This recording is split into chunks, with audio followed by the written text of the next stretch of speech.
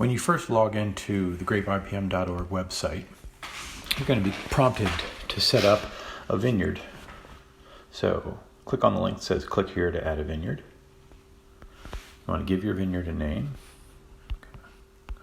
Call my vineyard Sunny Ridge.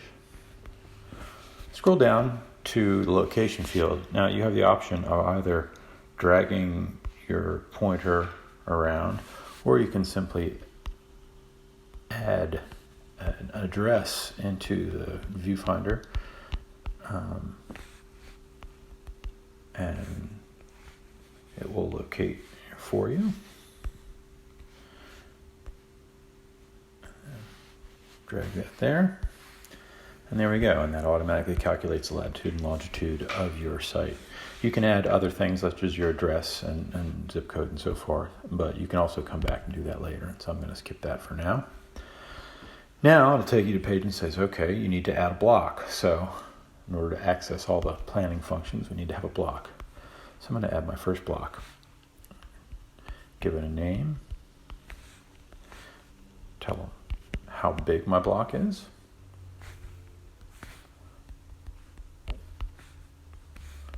It's going to use the same address location as my vineyard by default. I'm going to leave that be for right now, but I can always come back and edit that later if I want more precision. And then the last thing to do for setup is to say what kind of variety you're growing. Here, and I'm going to say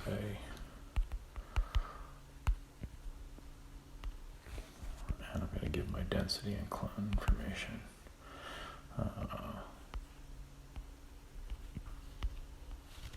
And that's it. Once I press save, now I'll see, I can look at my setup and I'll see that I've got vineyard here.